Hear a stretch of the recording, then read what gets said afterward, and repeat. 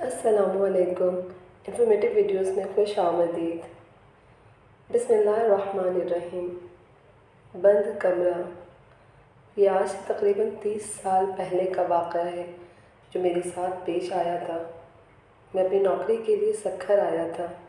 यहाँ मेरे मामू रहते थे, तो कुछ दिन मैं इनके घर ठहर गया जब तक कहीं और मेरे रहने का बंदोबस्त नहीं हो जाता। मामू जान के घर में कई साल के बाद आया था। बचपन में कभी अम्मा जान के साथ आया करता था। अभी कुछ दिन ही गुजरे थे, नई नई नौकरी थी, मैं इसमें उलझा हुआ था। एक रात मैं देर से घर लौटा। खाना खाकर मैं अपने कमरे की जानिब बढ़ा तो मुझे ऐसा महसूस हुआ कोई ऊपर की जानिब गया हो। मेरा कमरा जीने के सामने था और ऊपर एक कमरा था जो बंद पड़ा था। मामू ने मुझे पहले दिन ही वहाँ जाने से मना किया था। क्यों, ये नहीं बताया था। मैंने भी ज़्यादा ना पूछा, मगर इस वक्त कौन गया होगा वहाँ, ये सोचकर मैं ऊपर चला गया। कमरे के बाहर पहुँचा था कि अंदर से मुझे किसी के हंसने की आवाज़ आई। दिल बुरी तरह से धड़का। फितरी तजस्सुस के बाइस मैंने दरवाज़ा खोला। अंदर कोई भी नहीं था। मैंने नज़र घुमाकर चारों तरफ देखा। कमरा अरसे दराज से बंद रहने की वजह से गर्द आलूद हो रहा था। आवाज़ों को अपना वहम जानकर मैं पलटने ही लगा था कि मेरी मुमानी ने मुझे पीछे से पुकारा। मैंने चौंक कर देखा।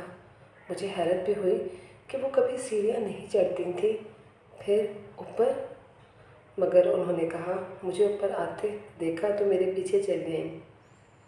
मुझसे पूछा तो मैंने बताया मुझे लगा कोई यहाँ आया है इसलिए देखने चला आया। खैर, मैं इनके साथ नीचे आने लगा। अभी 2-3 सीढ़ियाँ ही उतरी होंगी कि मुझे महसूस हुआ कोई मेरे पीछे फिर हंसा हो, मगर वहाँ तो मुमानी थी। मैंने डरते डरते अपनी गर्दन घुमाई और मेरे होश उड़ गए। मेरे पीछे मुमानी के बजाय एक झुलसे हुए चेहरे वाली लड़की खड़ी थी जिसकी आंखें सुर्ख थीं। खौफ से मैं सीढ़ियों से नीचे गिर पड़ा। वो आहिस्ता आहिस्ता मेरे पास आ रही थी। मेरी आवाज़ हलक में ही रह गई थी।